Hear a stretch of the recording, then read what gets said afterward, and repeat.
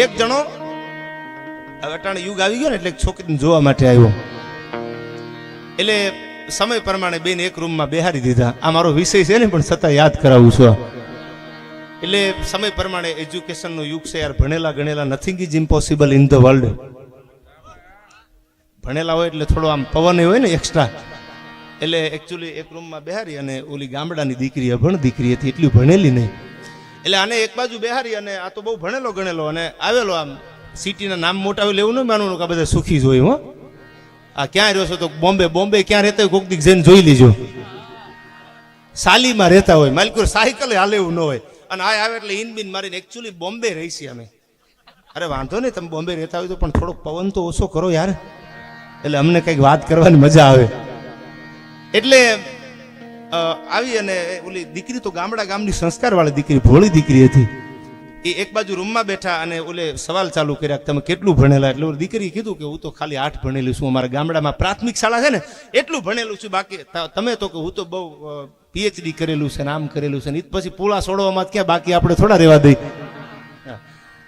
એટલે ઇન્સ્ટાગ્રામમાં જો ને કેટલા ગાહડીઓ છોડે છે ભાઈ. ઓડી કોકની, મર્સિડીસ કોકની રોડમાં જ ભાળી જાય, ટટાક દઈને ફોટો પાડી લેવાનો ભાઈ. એટલે હામા વાળા નિમથા ગાય તો માલિક જ લાગે છે. પછી ખબર હોય 18 વર્ષનો હગો તણવીલ વાળો તગો સકડાના માલિક છે આ.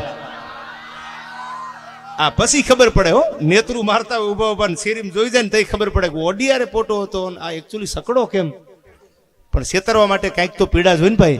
અને દુનિયા નક્કી કરેલું છે તમે શરીફ ગમે એટલા બનો, કોઈ દી નહીં સ્વીકારે. કલર કરશો ને કલર તો જ મારા બેટા સિલ્યુટ મારે. પછી ભલે હાથ બાર કોકના ઘરે પડ્યા હોય પણ મોડું નહીં બોલવાનું ભાઈ. કઈ દેવાનું રાણો રાણાની રીતે જ છે, મજા આવે તમારે. બાકી તમે એમ કહો કે અમારે તો એકચ્યુઅલી આમ છે ને અમારે એકચ્યુઅલી આમ છે ને એમ દીકરી દઈ દે, ખોટી વાત છે. જોવા જાવ તોય ભલે ને જોવા આવે તો ભલે એકવાર દેખાડી દેવું કે આમને નામ જ હોય એમ. પછી આગે આગે ગોરખ જાગે ભાઈ. લોનું ક્યાં નથી મળતી યાર. એટલે દીકરી ગામની ભોળી દીકરી અને કીધું કે ભાઈ તમે કેટલું ભણેલી. કે ખાલી પ્રાથમિક સુધી ભણેલી. તમે તો હું તો PhD થયેલો છું, મારા નામ આગળ ડોક્ટર લાગે છે. ડોક્ટર લાગે છે તો કે હા. એટલે કીધું કે કદાચ તું ગમી જા, હું તને ગમી જાઉં અને તું લગ્ન કરીને પરણીને મારા ઘરે આવે ને 5 મહેમાન આવે તું શું કરીએ. તો કે 5 મહેમાન આવે સાચવી લો. કે સાચવવાની વાત બરાબર છે પણ ખાંડના ડબલામાં ખાંડ ન હોય, ચા બનાવવાની હોય તો તું શું કરે. આ તો ગામડાની હતી, સંસ્કાર હતા આમાં. એ કે પાડોશી ત્યાંથી હાડીનો ચૂંદડીનો આડો હણકો નાખી અને ઉસીની ખાંડ લઈ આવીને મહેમાનને પાઈ દઉં પણ તમારી આબરૂ ન જવા દઉં. એટલે બીજો સવાલ કર્યો. એ કે જમાડવાનું ટાણું હોય, જમવાનો આગ્રહ કર્યો હોય, મેં રોકી લીધા હોય અને ડબ્બામાં હાથ નાખીને વાલકુર બાજરાનો ઘઉંનો લોટ ન હોય તો તું શું કરે. અને તેથી એ જ દીકરીએ જવાબ આપ્યો કે આડો હણકો નાખી ચૂંદડીનો અને પાડોશી ત્યાંથી લઈ આવી અને તમારા મહેમાનને હિરામણ કરીને જવા દઉં પણ તમારી આબરૂ ન જવા દઉં. અને ત્રીજો સવાલ કર્યો ને આવો ને આવો.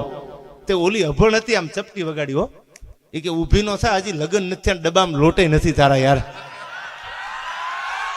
હવે બીજી લાંબી ટૂંકી રહેવા દે ને, હાલતી નો થાય. વાહન હોય તો ભલે ને મારા બાપને કહું તને સીમાડા સુધી મૂકી આવે. તું ભલે PhD થયેલો, હજી લગ્ન નથી થતા, પ્રશ્નો કરે ડબ્બા પેટીમાં લોટ નથી, ખાંડના ડબલામાં ખાંડ નથી, તારે ત્યાં ઓબાડ લેવાના મારા ભાઈ. એટલે નક્કી કરીને જાજો, નકરા તમે મોરાજો ન દોડ્યા જતા. અને આપણા ગઢિયા જે હક પણ કરતા, હગાયું કરતા, એ લાંબી હાલતી ને એનું કારણ એ હતું જોવા નહોતા જતા.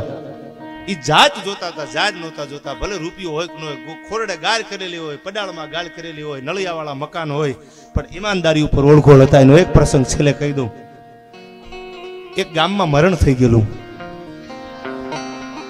અને મરણ થઈ ગયેલું અને બધા કાણે આવે. એટલે આપણા ગામની એક પરંપરા છે, કોઈના ઘરે જે ઘટના બની હોય એટલે બાજુવાળા એને જમવા લઈ જાય ને 2-5 દિવસ અઠવાડિયું આપણે બધા સમાજમાં આપણે જોતા હોય છે. બાજુવાળા લઈ જાય કે ભાઈ અમારે ત્યાં તમે જમવા હોય. એ મરણ થઈ ગયેલું, બધા જમવા આવતા હતા. એટલે એમાં એક ગરીબ માણસ હતો, ફાટલ લુગડાઓ. અમે ઉજળા વસ્ત્રોમાં શૈતાન છુપાયેલ જોયા છે, અમે ગંદી સડતી ગલીઓમાં ખાનદાન છુપાયેલ જોયા છે, અમે ઉજળા વસ્ત્રોમાં હરામી જોયા છે અને અમે ઝૂંપડપટ્ટીમાં ખાનદાન માણસોને જોયા છે. અમે ત્યાગ શરાફત નેકીથી મૂંગે મોઢે સેવા કરતા, અમે નિર્ધનતાની ભઠ્ઠીઓમાં ઇન્સાન છુપાયેલ જોયા છે, અમે ગરીબના ઝૂંપડામાં માણસાઈના દીવા હળગતા જોયા છે. ઘણાને બોર્ડ માર્યા હોય કૂતરાથી સાવધાન રહેજો, એને કહી દેજો કે તમારી પેઢીઓથી સાવધાન છે યાર. કૂતરા બુતરાને તો 1-2-3 કરોડો રૂપિયા થાય, તમારી આગળ સંપત્તિ થઈ જાય, સત્તા આવી જાય અને તમારા જીવનમાં વિવેક અને ડિસિપ્લિન નહીં હોય ને તો જગતમાં તમને કોઈ યાદ નહીં કરે યાર. ઘણા રૂપિયાવાળાના હોય, છોકરા વાયડાઈ કરતા હોય, જોજો એની લાંબી આયુષ્ય ન હોય. જેમાં ડિસિપ્લિન હોય, વિવેક હોય, તમારી આગળ અબજો રૂપિયા હોય પણ તમારામાં બોલવાની ભાન નહીં હોય તો દુનિયા તમારી કિંમત નહીં કરે. ડિસિપ્લિનને પેલું માન આપ્યું છે. શિકાગોમાં જેથી રાષ્ટ્રીય હિન્દુ પરિષદની આમ તો બધાય ધર્મનું આખું જેથી સંમેલન ભરાણું તેથી આ દેશનો એક યુવાન શિકાગોમાં અમેરિકા ઉભો હતો.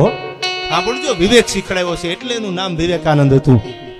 અને બધા એક પછી એક કુરાને શરીફ માથે બોલવા વાળા અબડ નામ અલ્લાહ પકડ ભાગ ભલ્લા હવે કાંસી બલ્લા રસુલ્લા સે ભારે કયા મત કે દિલ में नना मत बिजावे मुसीबत न पावे जो हिम्मत न हारे रखो याद दिल में मोहम्मद का कलमा नबी का मुसल्ला कभी ना बिसावे तो मुसलमान सारे नबी जी पुकारे इल्ला इल्ला सो इल्ला पुकारे.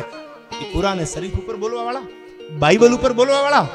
અને એમાં જ્યારે 25 વર્ષના યુવાનનો વારો આવ્યો ભાઈઓ, ભાગવત ઉપર બોલવાનું, રામાયણ ઉપર બોલવાનું, હિન્દુના ધર્મ ઉપર બોલવાનું. તેથી શિકાગોમાં, ભારતમાં નહીં વિદેશમાં, સાંભળી લેજો, શિકાગોમાં યુવાન ઉભો થઈ ડિસિપ્લિન અને વિવેક સુઈનો દાખલો આપું છું આપને. તમે કોઈ પણ જ્ઞાતિના વડીલ તમને હામા મળે ને તો એને વિવેકથી બોલાવજો. ટોસુડું વર્તન ન કરતા. જ્ઞાતિ કોઈ પણ હોય, તમારાથી વડીલ છે, તમારો વિવેક નો ચૂકતા કોઈ દી. અને બધાય જ્યારે બોલી અને બાઇબલ થી માંડી, કુરાને શરીફ થી માંડી અને એક પછી એક જ્યારે ભાષણ પૂરા થયા અને 22-25 વર્ષના યુવાનનો વારો આવ્યો અમેરિકાના શિકાગોમાં. અને તે ધીરા ધીરા ડગલા દેતો મંચ ઉપર આવી અને યુવાન શું બોલ્યો છે ખબર છે? પહેલો શબ્દ એના મોઢામાંથી ઈ નીકળ્યો છે, my sister and my brother. બધા એમ બોલતા હતા, લેડીઝ એન્ડ જેન્ટલમેન, એમ નહીં, માય સિસ્ટર, આ બેઠી મારી બહેનો છે, અને માય બ્રધર, આ બેઠા મારી ભાઈઓ છે. 45 મિનિટ આપણા ધર્મ ઉપર વિવેકાનંદ બોલ્યા છે. અને મંચ માથેથી હેઠા ઉતર્યા ને સાહેબ, સન્નાટો છવાઈ ગયો તો. અને નીચે જ્યાં પગથિયામાંથી પગ દીધો ત્યાં તો અમેરિકાની ભૂરીએ બાવડું પકડી લીધું હતું. જય વિવેકાનંદ. ઇંગ્લિશમાં બોલીએ છો, ગુજરાતીમાં નહીં. Give positivity to your family members. હા, ઇંગ્લિશમાં, ગુજરાતી નહીં. આવું કોરોનાની ખબર પૂછવા જતો ને ત્યાં બોલતો હતો, give positivity to your family members and make them mentally strong. શું યાર નબળી વાત કરો, અમને કોરોના થયો છે. કોરોના 1 2 સાડા 3 યાર. હવે અમુક 6 મહિના સુધી માસ નો બદલાવ્યા, એના માસ આખ્યા. અમુક કઠણ કાળજાના હતા એને માસ જ નથી પહેર્યા. કે અમને ભરોસો છે દ્વારકા વાળા ઉપર, આબરૂ નહીં જવા દે. હા, અને અમુક બેવડા કર્યા, એક માસ બાંધ્યું હોય માથે બીજું બાંધી દીધું હોય, પવન નો આવી જાય ને. માસ નથી બાંધ્યા ને એનું રૂવાડું ખાંડું નથી થયું. અમારી નજરે જોઈ લ્યો, માતાજીની સાક્ષી કહું છું. આ ભરોસો હતો યાર. ભગવે મેં ભગવાન છુપા હે માનવ તું પહેચાન. અને તેથી વિવેકાનંદ નું બાવડું પકડીને અમેરિકાની ભૂરી એમ કે છે, વિવેકાનંદ તારે યારે લગ્ન કરવા છે. કારણ કે તારું આખું જે તારું લેક્ચર તું બોલ્યો એ બધું મેં સાંભળ્યું. જીવનમાં ઉતારા જેવું તું બોલ્યો. ક્યાં ભારતની સંસ્કૃતિની વાત એને શિકાગોમાં અમેરિકામાં કરી. તારી યારે લગ્ન કરી લઉં ને તો મને એક જ અપેક્ષા છે, તારા જેવો દીકરો અમેરિકાની ધરતીને યુએસ ને મળે. અને તેથી આ દેશનો બાવલીઓ, આ દેશનો વિવેકાનંદ એમ નથી બોલ્યો કે એકચ્યુઅલી તો વિચારવું પડશે, એમ નથી બોલ્યો. એને આમ ચપટી વગાડી ત્યો, તારે દીકરાની જરૂર છે કે હું ભારતમાંથી આવું છું, મારો ગુરુ રામકૃષ્ણ પરમહંસ છે. દીકરાની જરૂર હોય, જો તારે લગ્ન કરવા હોય તો આજથી હું તારો દીકરો ને તું મારી માં થઈ જાય. મારા હાડમાં કોઈ દી હળવી વાત ન હોય. તું મારી માં અને હું તારો દીકરો. આ શિકાગોમાં, અમેરિકાના શિકાગોમાં વિવેકાનંદ બોલેલો. અને આ ડિસિપ્લિન, આ વિવેક, આ જોઈને ભૂરિયા સેલ્યુટ મારતા હતા. સાહેબ, અમેરિકાની જનતા સેલ્યુટ મારતી હતી. આજ પણ તમે શિકાગોમાં જાઓ તો વિવેકાનંદનું ટેચ્યુ કોક ગયા હશે આમાંથી, એને ખબર હશે. આજ પણ સ્વામી વિવેકાનંદનું ટેચ્યુ શિકાગોમાં ઊભું છે. જીવન આવું વિવેક વાળું જીવજો.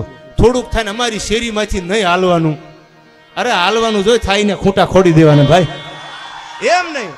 વિવેક હોવો જોઈએ, ડિસિપ્લિન હોવું પડે, તમારામાં માન હોવું પડે. તમે ગયા પછી દુનિયા તમને યાદ કરે યાર. હારે કરોડો રૂપિયા નથી આવવાના, બંગલા, ગાડી કે ઓડિયો કાંઈ હારે નથી આવવાનું ભાઈ. હારે તો એક જ આવશે, તમારી માણસાઈ. અને માણસાઈથી જીવાયશો ને તો જ દુનિયા તમને સલામ કરશે. બાકી તો આ દેવાય ખબર બેઠો કાલ બીજા સારું બોલવા વાળા છે. હું વેમથી જીવતો જ નથી ભાઈ, આનંદ કરી લેવાય. આ ઈશ્વરદાનભાઈ જેવા, નારાયણ સ્વામી જેવા વિયા ગયા છે, જેનો ખોખારો મને ગમતો ઈશ્વરદાન ગઢવીનો યાર. ખાલી ખોખારો ખાય, બોલવાની વાત તો એક બાજુ રહી. આમ કરીને જ્યાં ખોખારો ખાય ને, આ માતાજીની સાક્ષી સોનબાઈ માના હમ ખાય, એનો હું ચાહક હતો. બોલે એ તો ગમે જ, ખાલી એનો ખોખારો ગમે યાર. એને જો જગત છોડીને જવું પડ્યું હોય તો મારું તમારું શું ગજવું છે યાર. કગ ખેલા ખપી ગયા વિધ વિધ પહેરીને વે, પણ ભજીવા વીણ ભભૂતિયા કોઈ દી નાવે મોજ નરેશ. વેમ લઈને જીવતા હોય ને સવારમાં ગાંઠું છોડી નાખજો, મારો પ્રોગ્રામ લેખે લાગે યાર. અને ભાઈ તરીકે જીવજો સાહેબ, સોમાનથી જીવજો. અને ઈથી માથા ઉપરવટ થાય તો આપણે કોઈને શરમાવતા નથી, તો લડી લેવાય. નકર મારા બેટા અગાસી ઉપર પથારી આપણી કરી જાય એમ નહીં. પણ વાયડાને વિચારમાં ક્રાંતિ લાવજો જીવનમાં, તમારામાંથી બીજાને શીખવું પડે યાર. આ વિવેકાનંદ જેવા, એ રામકૃષ્ણ પરમહંસ જેવા. અને ગાયનો ખોળો છે એટલે મને યાદ આવે એના ગુરુ કોણ હતા. રામકૃષ્ણ પરમહંસ પાછા અમેરિકા ગયેલા. આખી ટેકનોલોજી અને કોઈ કતલખાનાની મુલાકાત લેવડાવી. અમારું કતલખાનું જોઈ લો, આમાં ગાય નાખી દો એટલે માઉસ નોખું પડી જાય, હાડકા નોખા પડી જાય, એનું રુધિર નોખું પડી જાય. અને રામકૃષ્ણમાં છે એટલે ફકીરિયામાં જીવવા વાળો માણસ ગયો.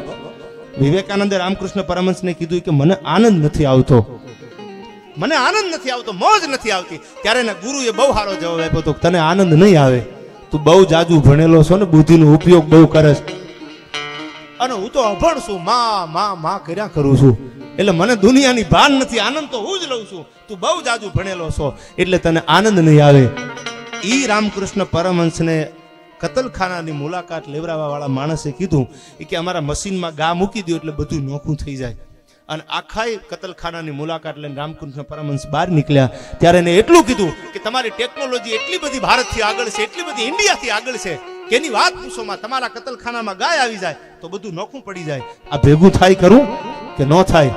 આવો અમારા જુનાગઢના જાપામાં ગિરનારની ગોખમાં બાવલિયા બેઠા છે હજી હો, અને એક એક હાડકાની કડશુથી માંડી અને અલગ અલગ ટુકડા લઈને હાલે આવો, અને એક આમ હાથમાં પાણીની અંજલી ભરીને આદેશ કરીને આમ છાટે તો ગાય બેઠી કરી દો. ઈ ભારત છે, આ ઋષિ મુનિનો દેશ છે યાર. આ ટેકનોલોજી ભલે હોય કે ન હોય, પણ દેવાય પંડિત જેવા ને દેવ તણખી જેવા એ સાહેબ આ જગતમાં આપને ઉભા રાખી દીધા છે. ઈ ભક્તોનો આ દેશ છે. ભગત નરસિંહ જ્યાં નાચ્યો નેહમાં, અને સંપદા પામ્યો જ્યાં સુદામો. ગરીબ હતો ને તો રૂપિયો માંગ્યો નથી યાર. હોનાની નગરી હતી, આ પોતે ગરીબ હતો, પણ શું કામ? એને મોરારીની પાસે કાઈ નો માંગ્યું, ધન ધન તારી ધારણા. ભરોસો હતો મારે માગવું પડે યાર. અને ભાઈબંધ એવા જ રાખજો, માગવું પડે અને મોઢાની રેખા બદલાય અને ખબર પડી જાય કે આને આ જરૂર છે, ઈ જ મિત્ર છે યાર. એને ખબર પડવી પડે, કોણીના ઠોહા મારવા પડે, અમારે ખાનગી વાતું કરવી છે ને પછી ભડના દીકરા બારા નીકળે, આ મિત્ર છે યાર. ભાઈબંધ કેવો હોય, 12 વાગે ફોન કરો, કાયમ બોલું છું ડાયરામાં, તમારો 12 વાગે ફોન જાય અને તમને સામે જવાબ મળે કે લોકેશન સેન્ડ કરી દે, આવી જાઉં છું, આ મિત્ર.